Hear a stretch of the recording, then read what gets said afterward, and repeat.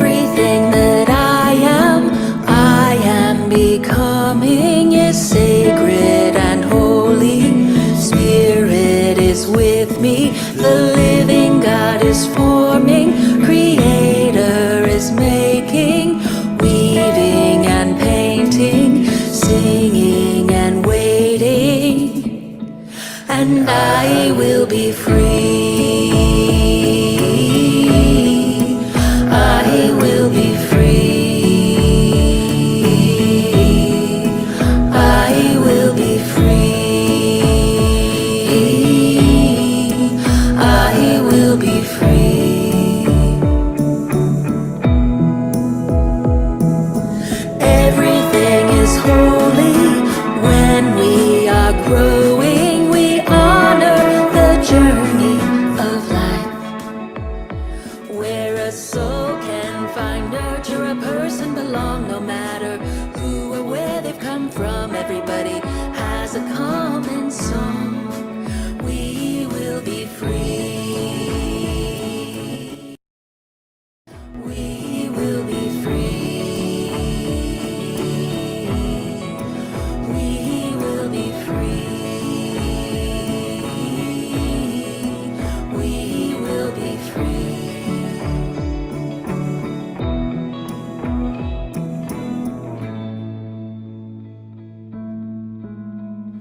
We will be free. We will be free.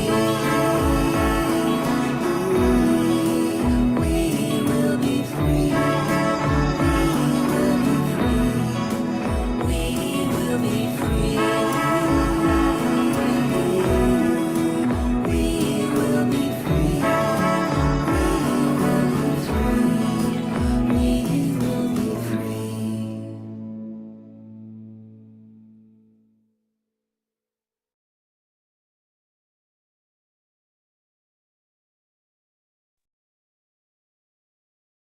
Good day, and welcome to Nurture for the Soul. I am Reverend Dr. Aaron Wade, your host for today's webinar. I serve as the Minister for Congregational Leadership Development, Granting, and Scholarships on the Faith Education, Innovation, and Formation team, often referred to as Faith Info. We are a part of the Justice and Local Church Ministries within the national setting of the United Church of Christ. Nurture for the Soul is a weekly webinar offering sharing practical, educational, and innovative informational resources while engaging critical topics for local churches and people of faith. Produced by the Justice and Local Church Ministries of the United Church of Christ, we have faithfully focused on care and education for the people of God. From cultural and community organizing to congregational leadership, from worship and theology to resourcing small and rural churches, from ministry with youth and children to wide-ranging justice issues, featuring guest artists, authors, and key leaders, Nurture the Soul stays current to how the gospel is alive in this time. This is a space for connection, community, and nurture. Together, we can bring our church, our communities, and the world towards the world God imagines for all of us. Join us every Thursday at 3:30 p.m. Eastern Time for Nurture for the Soul, and look for special offerings from time to time as well. We are always producing opportunities to engage, and you can find a full list of upcoming digital programming offerings at ucc.org/events or any of our social media platforms. Friends, if these conversations move you, if what's offered here helps to enhance your ministry or your soul, I'm going to invite you to consider making a donation towards the annual fund of the United Church of Christ by texting UCC to 41444. Once again, you can do this by simply texting the letters UCC to 41444. Your prayerful and financial support helps programs like this in the essential work of the United Church of Christ. Thank you, and thank you in advance. Now, today, we are on the second episode of our four-part series on revitalizing church practices. And so far, we have explored new church planting strategies, where we looked at how to successfully plant churches in creative new ways. We did that last week. Today, we're going to look at multiple streams of income through utilizing 501c3s separately from your church. And over the next weeks, we will dive into grant exploration. We're going to look at navigating the waters of pursuing grants by using the grants that we offer through my office as a template for how to write the application for the grants and be able to go after those. And then the following week, we're going to look at effective grant making, where we're going to have some panelists look at how do you create grant opportunities for those who are in the philanthropy industry looking to make grants, churches that may have endowments and they want to make funds available to folk. We're going to help you identify key strategies for making effective grant making. Each episode will feature a panel of seasoned experts ready to share their wisdom and experience. Joining us today in our discussion, we have with us Reverend Dr. Kenneth Samuel. He's the founding pastor of Victory for the World Church that has used a 501c3 Victory Outreach and Community Empowerment to help build a community center that fully serves the community with programming, sports, feeding programs, housing programs, voters registration, and a host of other things. He is also an author and he's served as an elected official. Additionally, we have Carla Leon coming to us from Canada, UCC Canada. She's the president and chief executive officer of Just Like Family Home Care.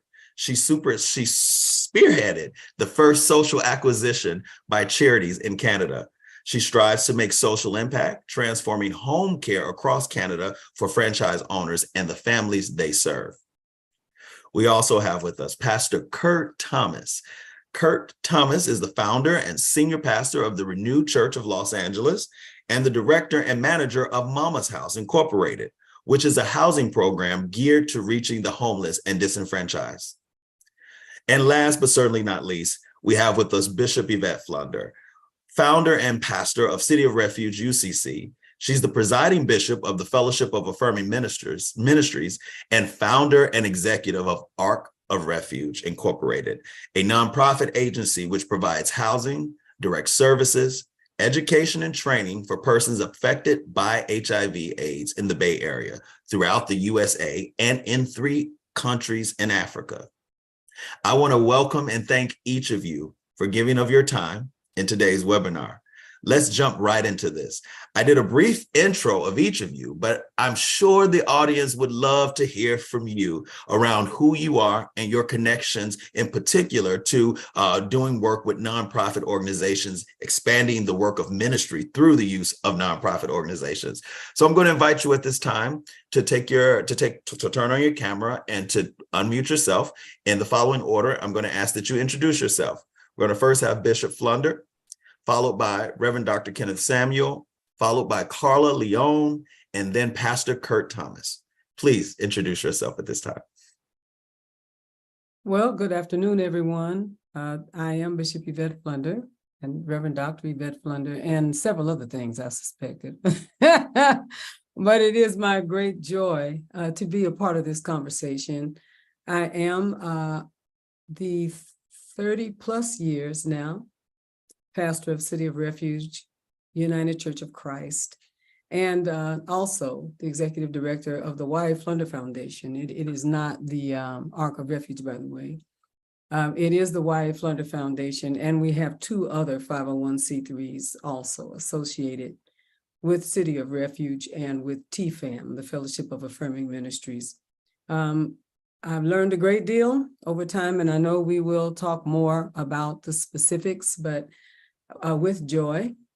I am a mother and a grandmother and the spouse of Mother Shirley Miller for 40 years almost. Our anniversary will be our 40th anniversary coming up soon. And she's decided to keep me, which I think is just outstanding, I might add. I believe that gives you a beginning. Hello, and God bless each of you that are doing this work. Many things I would love to share today about my journey. God bless you.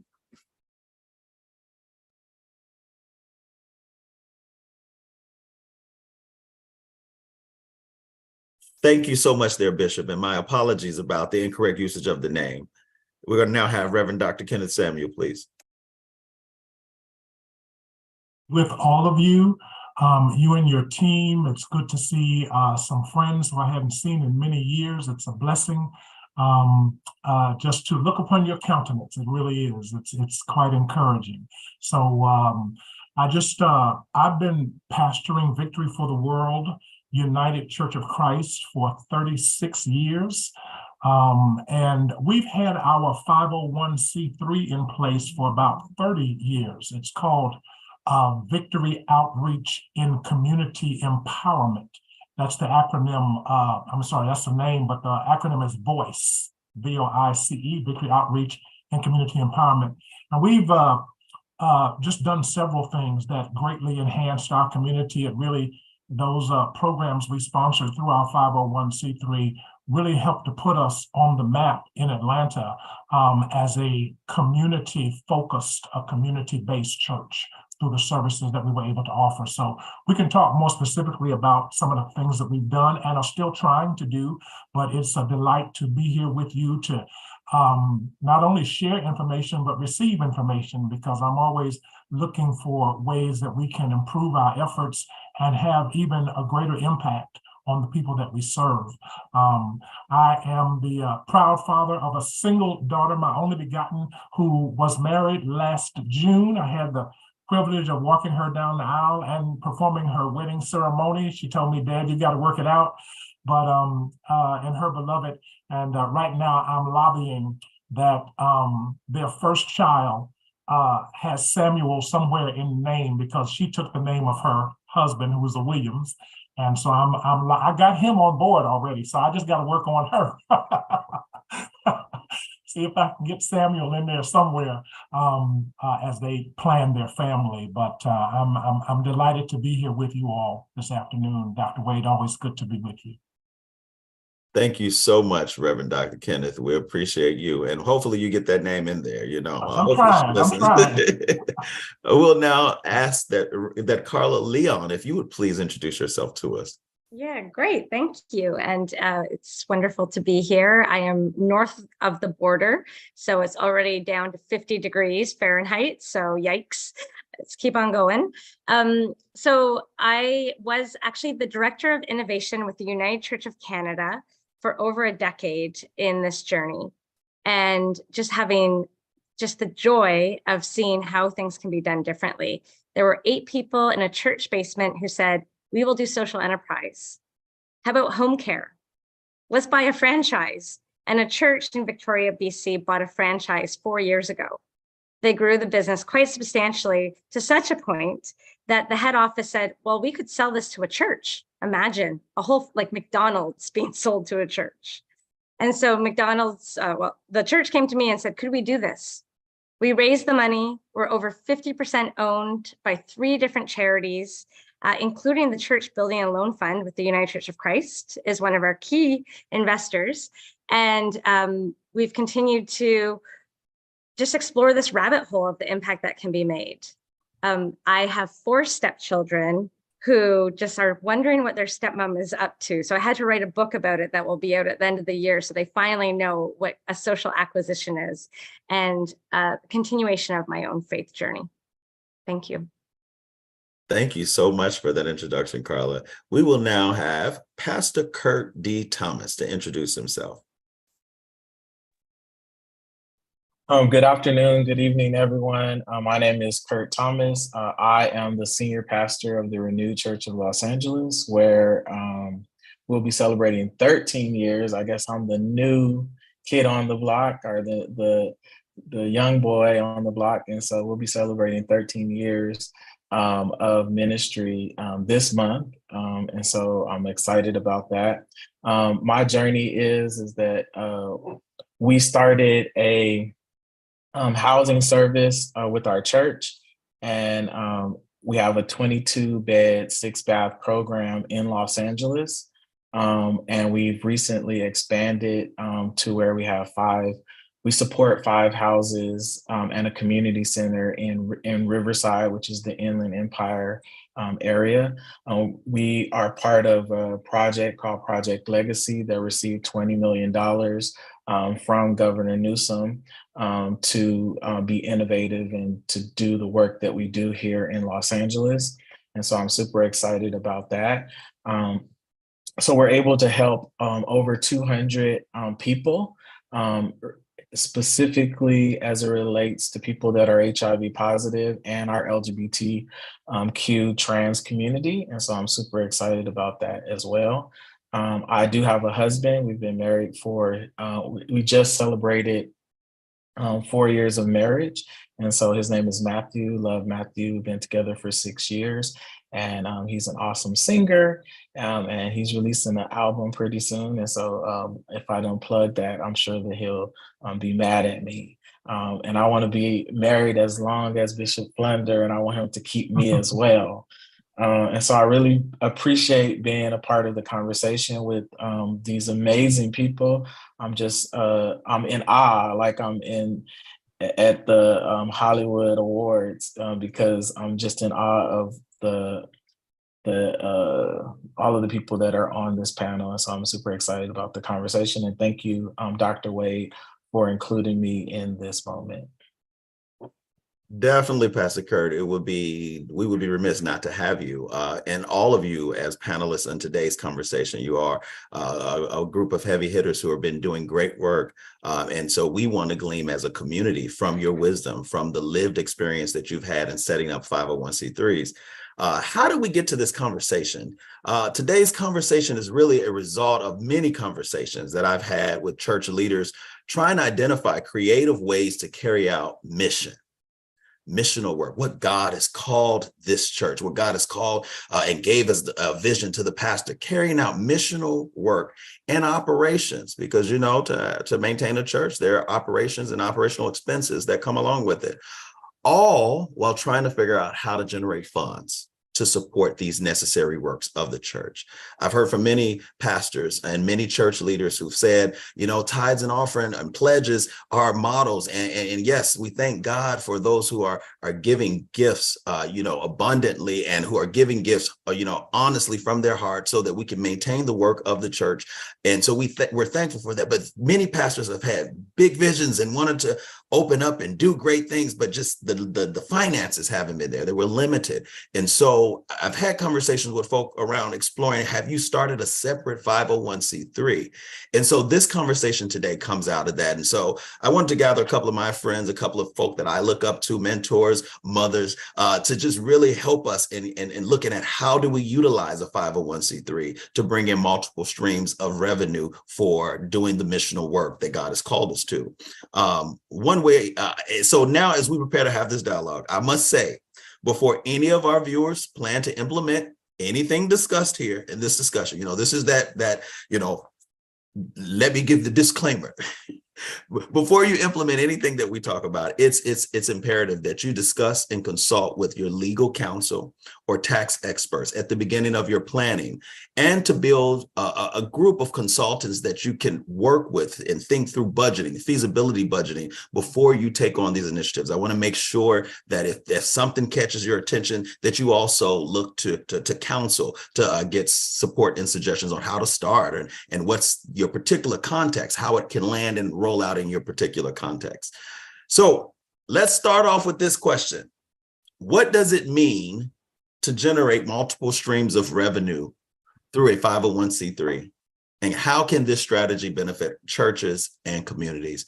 I'm posing that question to anyone on the panel. What does it mean to generate multiple streams of revenue through a 501c3? And how can this benefit our churches and our communities? Would anyone like to take a stab at that? From your perspective, what does it mean? I don't mind being first. Mm-hmm. I see all those kind of you go first looks on the face.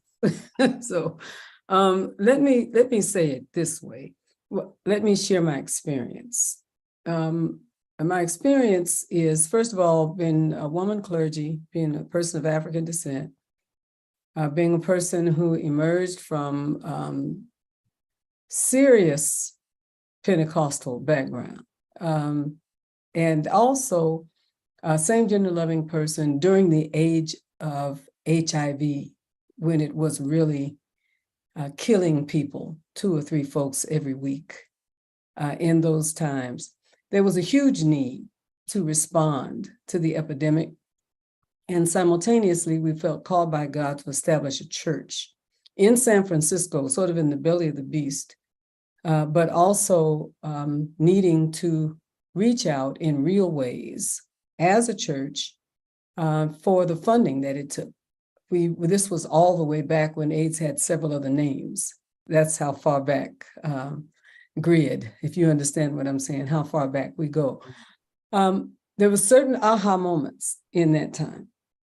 And the aha moments were first of all, we were not going to get money from basically any faith-based organization. We realized that. We were not going to, we were predominantly African-American, woman-led, and radically inclusive of same-gender loving people and trans people. So we had to come up with some kind of way to make money in order to serve the communities that we were called to. And we began then developing two organizations. One, of course, was City of Refuge, Community Church, Inc., which is a California nonprofit. And the other was the Ark of Refuge, which was our first 501c3. All of our other than the church 501c3s now have molded into the Yvette Flunder Foundation. And we realized we had to reach out in some way to find money. We realized because, again, we didn't fit into the conservative places. And during that time, even the denominational realities, we're not going to be looking at folks that were that much outside of the circle of acceptable places to put our funds. But we did find people who would fund us. And we learned that some of that could come from faith-based organizations, but we also had to give a real serious footprint with organizations, in organizations that were not faith-based. A lot of the folks who funded us because we were not real churchy looking. They wanted to help us do community work during HIV and during times that people were in huge need. And we were in our first clinic downstairs in the kitchen area with people who were starting to use medications that were still being determined whether or not they were going to be the medications. We had folks on tables holding up bags with medication on coat hangers, starting the work when we started. And looking for funding had to come from sort of rebel funding sources that were going to bypass what religion was doing and what religion was saying, bypass people who had issues with people of color, bypass people who had issues with the LGBTQI community. And we found those funders. Many of them were individuals who were very well heeled and doing great work in all of the areas that I lifted up, but had never done anything with a church. We never suggested to them that we weren't a church. We laid down in coffins on the freeway just like they did. And did the work that needed to be done just like they did. And we began to close the gap between religion being an enemy and religion being an asset in doing the work of HIV and AIDS. And that's where it began. And we learned and began to reach out to all of the TFAM churches and those that are affiliated with us. This is before we came to the United Church of Christ. That what we had to do was to treat our walls like they are glass and not mortar, where we could see fully into the world, but the world could see fully into City of Refuge.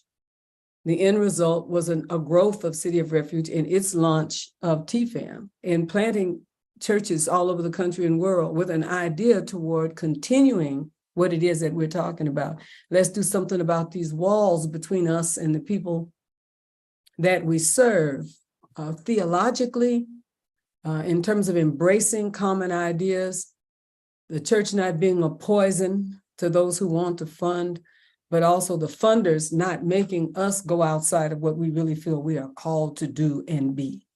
And that's sort of the beginning of our history. Much more that I could say about that, but hallelujah. That's the way, that is really the way it began. Thank you there, Bishop, for helping us literally unpack what it means to look at multiple streams of income, multiple streams of revenue by using a separate 501c3. And I just want to take a pause here. You said something that was really, really powerful. In this conversation, we're talking about utilizing a separate 501c3 from the church's 501c3 for a reason. So often folk, funders, foundations, corporations, government agencies, they will do work with religious entities, but so many folk have skepticism around working with religious spaces. And so having a separate 501c3 that can align with the missional work of the church takes away that initial or potential initial bad taste, or the I don't want to work with a church or a religious entity, because you have this separate entity that's saying this is what we set out to do missionally, and from a vision perspective, we're looking to do this work. That's what we're focused on. We're not trying to convert anyone, trying to get anyone to come and do. We want to get folk the services that we're looking to offer, that God, we believe the divine has called us to help with. Thank you. I know I want to overdo, but just one little piece. Go ahead, Bishop. You can take your board, you can have one board, and you can have a meeting for the church and then close that meeting. And then open another one. I remember a conversation we had, but I won't go into the conversation. I'm still very serious about that. And sometimes it's different set of bylaws and whatever, but the heart of it can still be the same, if you understand what I'm saying, to reach the community, to reach the community, to reach the community. That's the heart of it. Thank you. No, thank you, Bishop. We're going to get into that and look at some strategies. Go ahead. Add something to what Bishop has said. She laid it out there. What we did very intentionally at the beginning, and I know that's one way to do it, Bishop, to just close one meeting and open another one. We've had to do that sometimes. But I tried to be very intentional about getting people from the community, non-members of the church, to serve as the board of our voice, Victory Outreach Community Evangelism, because I wanted our Victory Outreach and community empowerment to reflect the community. And Victory is a part of the community. So I really tried to reach out, find partners in the community that would share our mission of service, as you say, not necessarily to evangelize, even though if you're doing the work of Christ, people are going to get the good news. You don't even have to say much about it, but you speak through your work. You speak through the service that you give to people. You speak through how you impact and improve people's lives. And so that's what we tried to do. The only rub with that is that, and I'm just saying this because very recently we got a grant from the Interdenominational Theological Center, because STI rates have risen rather exponentially since COVID in the Atlanta area. And so the state is seeing the need, and communities are seeing the need to readdress the whole issues of STI now, and of course, including HIV, but really STIs across the board. And so they provided ITC, which is the Black Theology School, Interdenominational Theological Seminary. Theological Center, right. They're not going to be offering master's degrees soon, but there's still an entity there. But the only issue, and it doesn't have to be a problem, but it can be problematic. At least it was a problem for me just recently, though, because we got a partner from the community. He came well recommended. He had lots of experience in working with what we call Aid Atlanta and several other groups that do work in really health awareness, and particularly in the area of sexually transmitted infections. And he just expected a consultant fee that was not made clear in the writing of the grant. So needless to say, we had a little friction. We had a little meeting last night with the board, of which he is a part as a community partner. And he put in a lot of work, on the grant, which we did get accepted for. It was on a small grant, about $10,000, but still, to do some workshops and to do some community awareness, to provide some testing in our area on STIs and all of that. And he just expected a consultant fee, but it was not clearly written in the grant. So I had to make it clear to him that we were not going to violate the terms of the grant, even though he put in a lot of work. And I had to encourage him that there's nothing wrong with consultants, but you just have to know how they're going to be paid. And he was trying to take money away from the staff and put it in consultant. And the board and me personally, we just weren't with that. So he ended up walking, which means now, thankfully, we have other partners who can come in and pick up the reins. But I think partnering with community people and organizations, I think, is very important. They just need to be clear about fiscal operations, and particularly how your board intends to disperse funds. Now, this was a small grant, but we've had grants up to, much larger. And when it comes to that amount of money, people get a little antsy about, where's my share, where's my cut? And not that they're not doing the work, but it just has to be reflected in how funds are dispersed. So that's something I just caution people to be very clear about, to make it upfront, because we actually lost a partner because he was not clear about our intent on how to disperse funds for his services. Thank you for that. So a little later in our conversation, we're going to look at how some of the challenges that may face with setting up their 501c3. And I think you're doing a good job already with helping us to identify some of the things to be mindful of if you're going to set up a separate 501c3 and look at some of the things that you might encounter and that you want to be aware of. So I think that's good. I want to direct this question to Pastor Curt, and I'm coming to you right after this, Carla. The question is, Pastor Curt, Mama's House Incorporated has made significant strides in helping the homeless and disenfranchised. How did the integration of the 501c3 model make a difference in the inception and in the operation of the housing program? Can you share that with a little bit with us about that? Yes. So for us, one of the things that it immediately does is it creates job stability for possibly for some of the people that are in your congregation. And so now you're able to hire people to actually work and to actually fulfill the needs past just coming to church on Sunday and volunteering, in the actual church. And so financial stability is one of those big things that not just for the church, but you have to look at how can you create financial stability for the people that are in your congregation. Because if you have a thriving congregation and those people are educated with their money and you're able to not only house some of them, but you're able to employ some of them, then it creates great financial stability.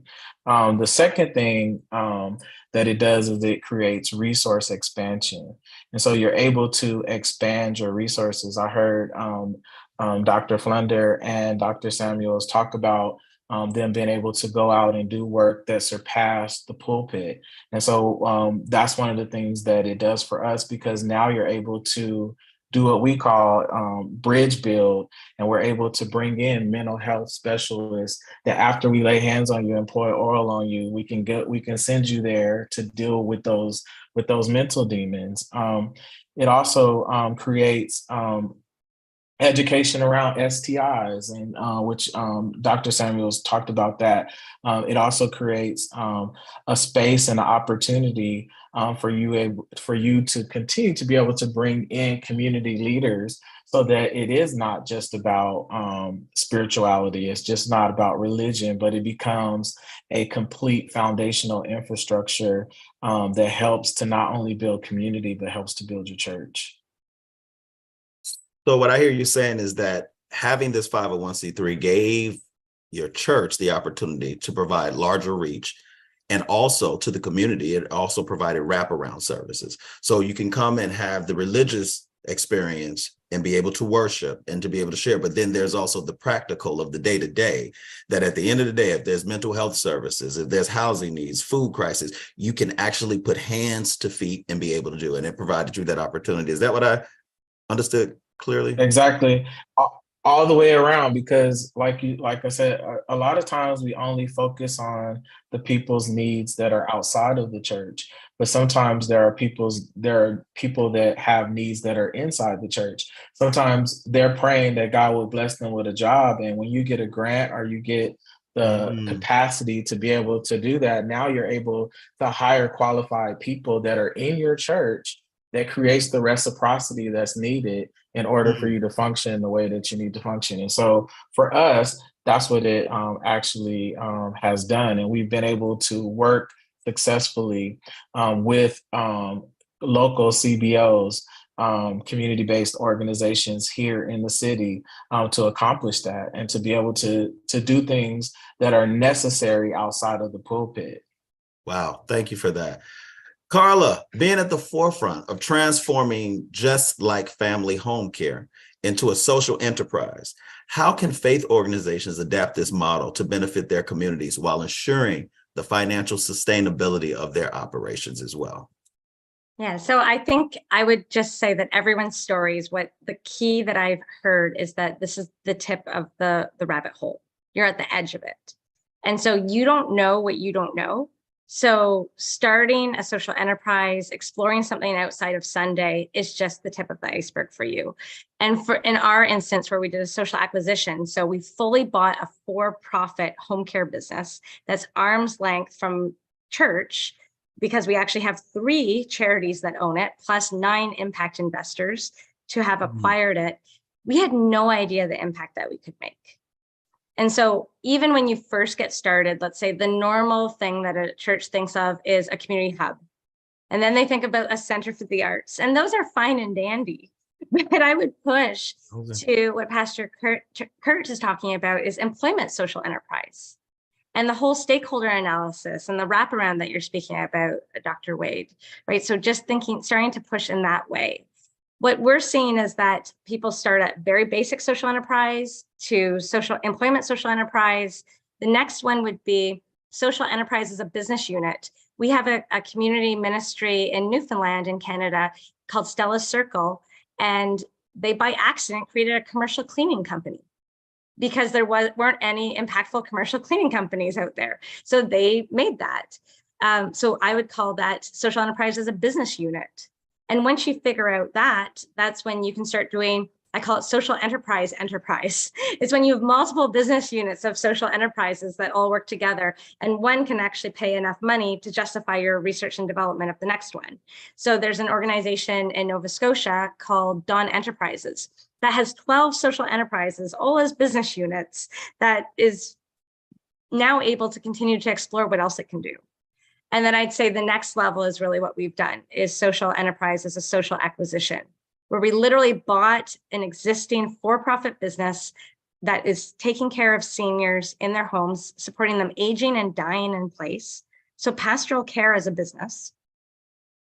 We purchased it with over 50% owned by charities to infuse our values into this business. We make a difference in people's lives every single day. And as per everyone's story, because it's wraparound, it's not just the impact on the seniors, it's the impact on our workers. We now have a majority of our owners are female owners, and lived experience being PSWs, personal support workers, or registered nurses themselves, or occupational therapists. They're our owners of franchises, and that's how we've changed our direction. And even in the territory that I'm running in Toronto, we've actually hired a bivocational minister as our community health manager, who's supporting families as pastoral care that we pay above a living wage, way above, as a minister to be bivocational. So I didn't expect any of those things. I mean, I can't even name all the impacts once you get into the rabbit hole, because when you're in the church and you're only thinking Sunday, and then you move into this stance, you don't know we don't know. And once you start seeing the opportunities, they start layering. And you follow that rabbit hole down. And I'd say the thing I'm most excited about right now is a Black-led nonprofit in Canada that's leading edge in terms of social economy through social inclusion is what they're called. We're actually working with them to create a new franchise development team. So as a Black-led organization who supports us on franchise development, we are automatically going to have more diverse and BIPOC ownership and equitable ownership in a franchise model, completely changing people's lives. Wow, thank you for that. So I know the tax code and the tax law is different, and I'm not a tax expert, just disclaimer to say here that at the end of the day, I know that it's different in Canada and it's different here. I've seen, and I know of churches who have started senior housings through their 501c3 arm. I know that we're speaking specifically through acquisition with what you're saying, Carla, but I have seen where churches out DC and it's Chicago, New York, where pastors have actually worked with the city to create senior housing, got grant money to be able to do it. And it was through the 501c3 arm also. So that's two different approaches for how one could go about being able to do it. And I think both models are good. And I invited Carla to this conversation because I think this is another arm of it, that there is also business models that come from the for-profit sector, and you can delve into the for-profit sector to be able to do some of it. So thank you there, Carla. I remember when I was pastoring, I retired last year, 13 years of pastoring. One of the things that we did in the first 2 years, we had a strategic planning meeting, and we realized tithes and offerings for us was not helping us to scale, get to the place of 30 years of vision that we had set out. And I brought Bishop Flunder and asked Bishop Flunder to just walk with us and talk with us a little bit about how we could carry out this big 30-year plan that we had put together, strategic plan. And in that conversation, Bishop Flunder brought up something that really capsulized, it really crystallized what I was trying to do. This concept of this wagon wheel that she talked about, this old rugged wagon wheel is what I envisioned, and how at the center of this wheel is where, you know, it connects to the wagon, but that all these spokes are coming out of the wagon in different directions. And she was sharing with us. You want to share a little bit about that, Bishop? How the center is the church, but all the spokes that's coming out are the various efforts of mission? Yeah, this is something I teach a lot in the seminaries, because people who love people and people who love God and people who have a heart for the people who are most disenfranchised often don't have a whole lot of money. Can I just put that out there? I would say that conservative money is very different than the money that a lot of us who are justice people are involved in. It seems that people really do fund hatred and really do fund racism and homophobia and anti-women, and just it's amazing to me how that works. So it means that we do have to be creative. And one of the things that Dr. Wade is speaking to is a way in which we established ministry at City of Refuge, and it's gone out from City of Refuge to the TFAM family and some other folks who are a part of our work, and we're teaching it in the seminaries as well. The top down, the triangular reality where there's leadership here, and then there's another level, another level, another level, another level. I think that its time has come and gone. I am a part of a pastor's table, a shepherd's table at City of Refuge. I have my roles and responsibilities. And every person who is a spoke on that wheel is a shepherd of a sort, a pastor who has responsibilities. All of them are educated as it relates to theology, informed as it relates to theology. And they also have something else that they do. They're the counselors, they are grant writers, they are educators, everybody's got something else that they do. None of us are the full-time pastor. The whole table is the full-time pastor. Maybe that's the best way to say it. But each of those spokes has both a responsibility, pastoral responsibility to the church, and a pastoral responsibility to our community. in a very real and tangible way.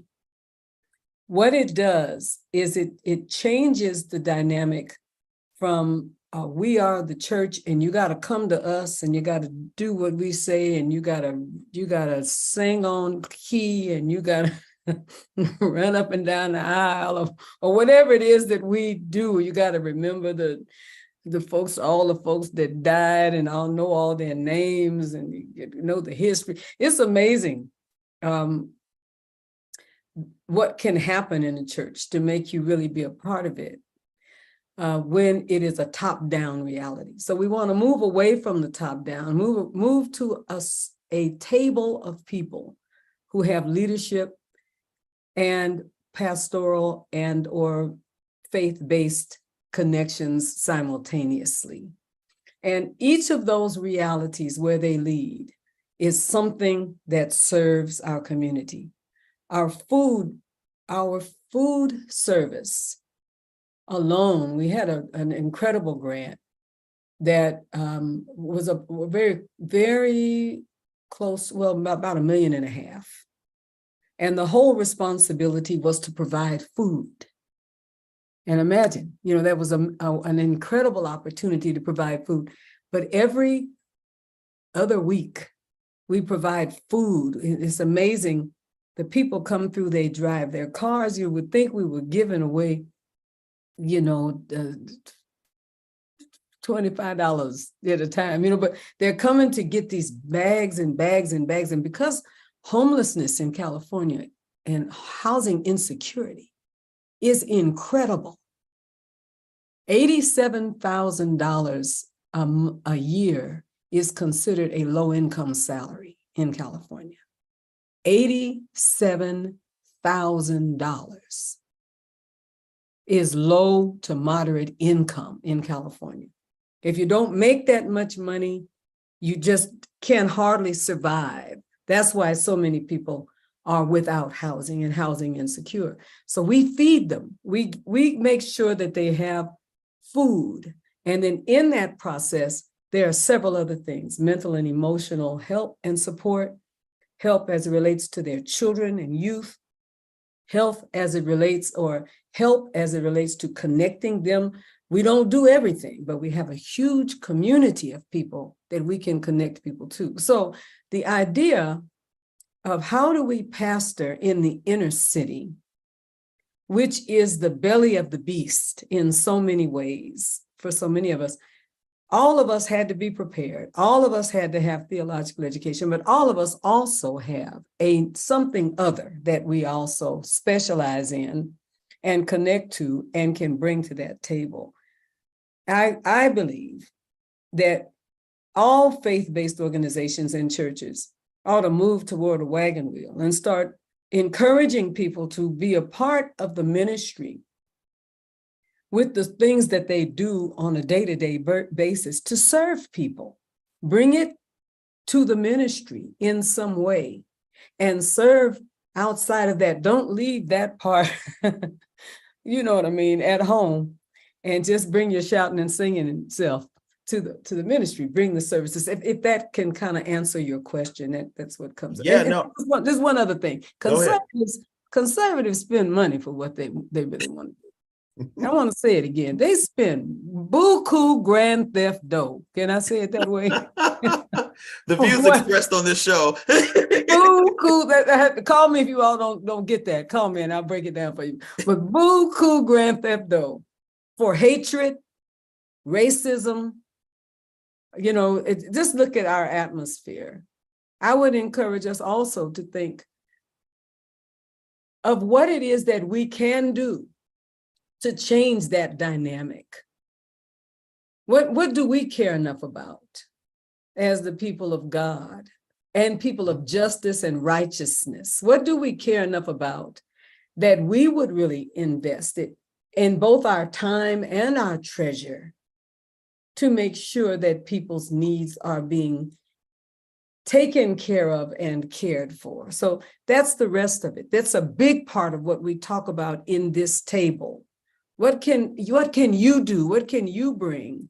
Then we go outside of that and start looking for funders and folks that will help us not force us to compromise what we believe, but join us as we serve people. I hope that kind of brings that was exceptional, Bishop. Like the piece that stuck with me always was the funding that is attached to each of those things that folk, they're bringing their gifts, but they also go and look for funding through the nonprofit to really be able to fuel and be able to bring in resources. Thank you for that. So we have some time, and we got to get some practical questions in here for folk who are like trying to figure out where they start. And so what I would like to start off with is this first question is, how does a small church or medium-sized church, how do they balance its spiritual commitments with the practicality and demands of running a 501c3? Because it's a separate entity and it takes work. So anyone with your experience, can you give us an answer there? How does a church in particular, but I want to really speak to our small, our rural, our medium-sized churches, the churches that may not have a lot of resources already, person resources. How do they manage between the practical demands of doing church and building a 501c3 if they decide to take this on as a separate entity? Anyone would like to share there? I'll start and say that for us, when we first started, as I said, we didn't have all of the resources in place, to make everything happen. And so I think that if you are a small church, that one of the basic things that you can do is find community partners, find people that you can partner with in a community, because they can offer a service that you don't have to reinvent the wheel for. They can provide something for you and to you that you don't have to basically add. It's not an add-on. It's just a bridge. And then with that, most of the time, once you get connected to people that are in community, that's where you'll gain more resources. And so now you're not only producing community involvement. Now you're not only producing resources, but now you're developing relationships, and those relationships will cause people to come to your church. Those relationships will cause people to get more involved in all of the active things that you have going on. And then your church will grow as well as a result of that, because people want to be connected to something that is an organism that is perpetually growing. And so that is what I would do. I would start small. I think a lot of times we try to be big when little has us. And we try to create these grandeur moments because we want to be like everybody else, and we want to make sure that we present it the way that that the big church presents it. But I think that people, if viral on TikTok and all of these entities, not over something that was perfectly planned, but it was something that just happened. I do want to jump in because my model is so different and it's a for-profit. What's really interesting about it is that it is a separate entity from the church completely. It's actually an investment. So the communities of faith who are actually invested in a franchise or in a business that's arm's length, they actually have a full separate board, but the board is typically going to be business people. So people who can make and move at the pace of business. And it's actually illegal to volunteer for a for-profit business. So you have to employ people. You actually have paid salaried staff.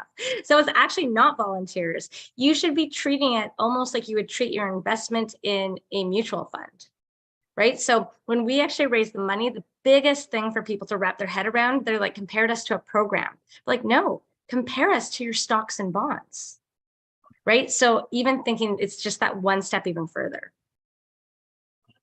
I'll add to that and say that one of our first grants had to do with providing customer service training, because in our community, Black community, people were complaining, why do I have to drive way over to the white neighborhood to get to go to a decent restaurant or to have my clothes cleaned at a decent, So I said, well, maybe we should look at some kind of customer service training, because I've always believed that, I don't know how it is elsewhere, but Chick-fil-A has a model. Now they're very conservative, but they have a model for service that people appreciate. And even those of us who were boycotting Chick-fil-A for many years because of their homophobic stances have to take our hats off and tip them, because when it comes to customers, at least here in Atlanta, Georgia, if you want, but they're about the best that it comes in terms of fast food. All you're gonna get is their chicken breast, but you're gonna get it professionally. They're not gonna argue with you if you need ketchup. If your French fries are cold, they're gonna, customer service. So that was one of our first grants. I think we got about $50,000 to provide customer service training for local businesses in our community. They bought in, they sent their people, we employed people to train them, and it did help to improve businesses in our community that we felt were not offering the level of professionalism that people expected. And there were a number of reasons for that, by the way. But I think for small, and we were very small, just starting, but it all began with doing surveys, nothing formal, just asking people in the congregation as well as the community, what kind of things do you think would improve this community? And then from there, I started having conversations with our county commissioner or your local elected official, not the U.S. Senator people, but the people who are responsible for the local districts and community. In our case, it's our commissioners. So I called the commissioner, and the commissioner said, I want to support you. We were just a small church. Nobody knew who we were, but I said, we're trying to do this. Commissioner said, we want to help you. And so they sent resources. They helped us get the word out. They provided advertisement throughout the community, and it really worked. So those are things that it doesn't take a lot of money to have conversations with people, to identify a need or several needs in the community and say, we are working to address this need. We need partners. And we were quite surprised. We got the NAACP, the local NAACP supporting us. And it really was a good model for how the church could partner. And that was one of our first grants that we launched. So I would say, have the conversations. There are a lot of needs. You got to prioritize and pinpoint which one you want to address. But there are resources. And the main impetus is that people are saying, we want this, we need this. And as we say, so often, vision precedes material, right? You got to have the vision first. You got to have people articulating what the need is first. And then things fell in place, and the money, I can't even remember the name of the entity that funded it, but we had several partners to buy in. And that's one of the things small churches can do. Have the conversation, prioritize the need, and begin to put together strategies that address what people are saying they want and need. Can I add one thing? Go ahead, Bishop. Thank you. Because Bishop, in all of his ways, he's, I love this man, Ken Samuel. It's mutual. It's mutual. I love it. People, funders fund people. I think it's important for me to say that. And I think all of us would say that now. I have written grants, or my staff, my people, my folks have written grants, and we didn't paginate. We didn't have time. We just broke our necks trying to get it in on time, and run it down to the place and get it done. And they funded it anyway, if you understand what I'm saying, because relationships matter. Relationships matter. And if those folks that are listening to us really, something I would really love to seed into you at this point and say, what it is that you just heard from Dr. Kenneth Samuel is so very important. Work on your relationships, do your politicking, do what needs to be done, show up at the places, talk to people, because people make decisions, and it's people that fund in so many ways what it is that they believe in you, they believe in you, they believe in you. I think the other thing that he said that I also want to reinforce, know your niche. You can't do everything. You find your niche, know your niche, and then partner with somebody else that can niche something else. I think it becomes problematic if we're too many things. We started out with HIV, doing that work, HIV and housing. That was what we did, and that's what we did. HIV, and housing.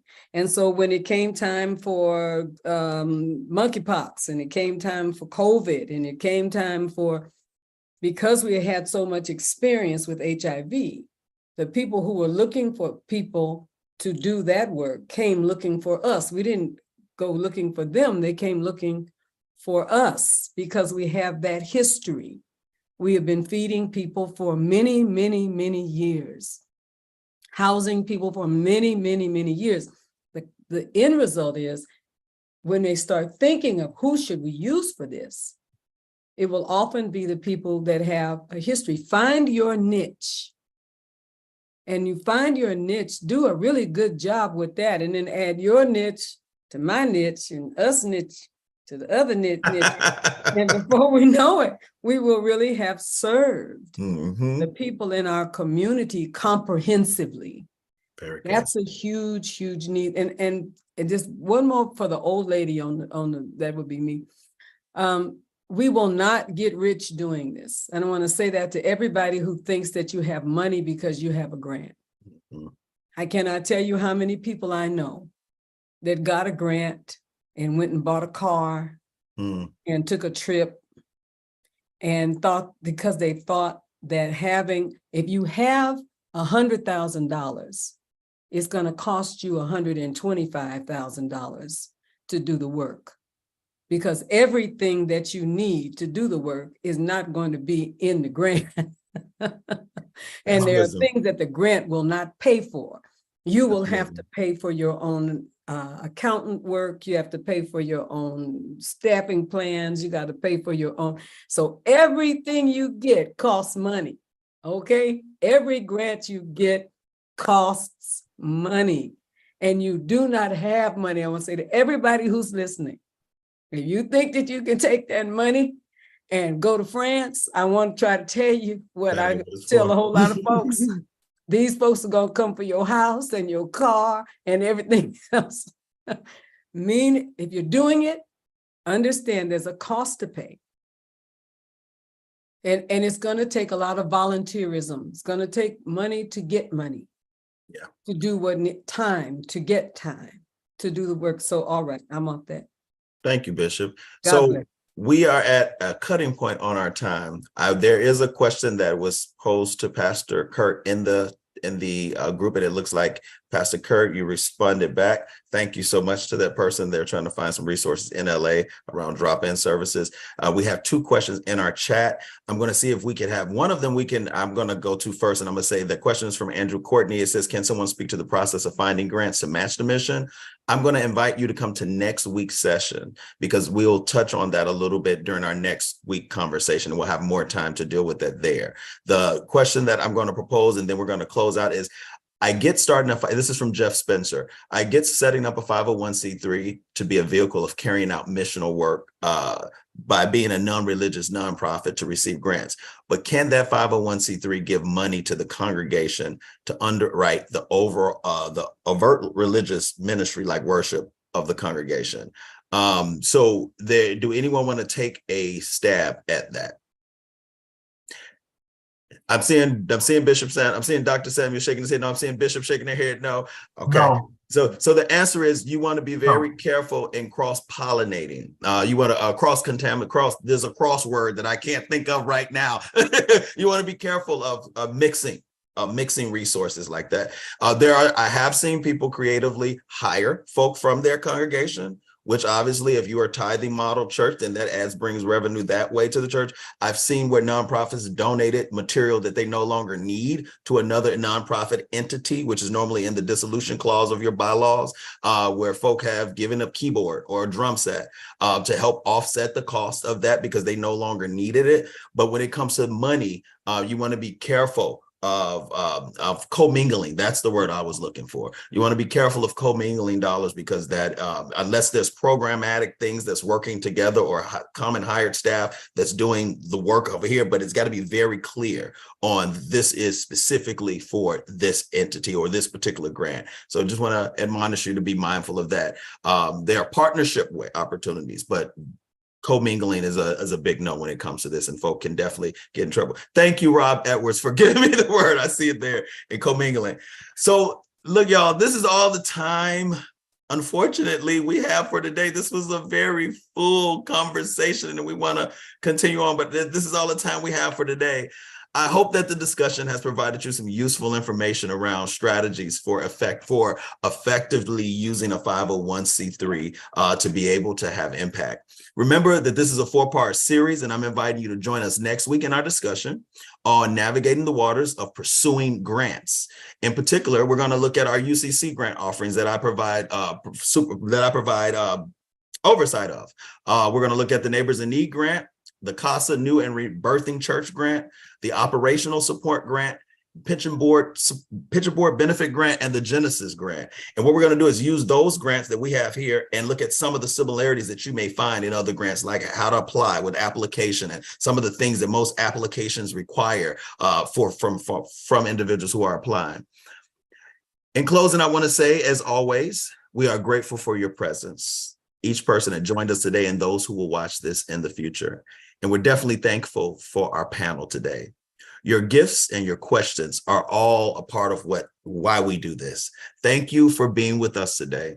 And all along the way, join us every Thursdays at 3:30 Eastern Time for Nurture the Soul, and look for special offerings from time to time as well. Again, we are always producing opportunities to engage, and you can find a full list of those opportunities at ucc.org/events or on any of our social media platforms. And if you missed it up front, please consider donating towards the annual fund of the United Church of Christ. You can do that by simply texting UCC to 41444. Your prayerful and financial support helps programs like this in the essential work of the United Church of Christ. I want to say thank you again for all who participated, all who are here. And let me just say a quick closing blessing for us. God, we thank you for the opportunity of the table where we can gather, where we can fellowship, commune, and share wisdom.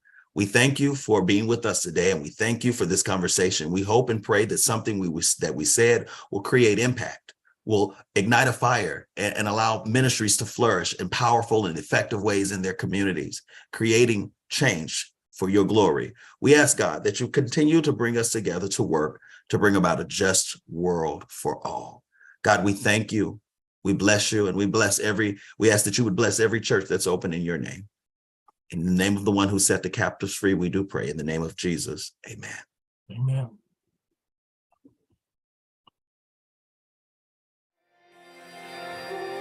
Siblings in Christ, if you are moved by this conversation, if what's been offered here has helped enhance your ministry or has nurtured your soul for the journey, please consider donating to the annual fund of the United Church of Christ by texting UCC to 41444. Your support will help to provide programs like this, which are an essential part of our ministries in the United Church of Christ. Thank you for your support. Be blessed on your journey and know that you are not alone. We are holding you in prayer. Amen.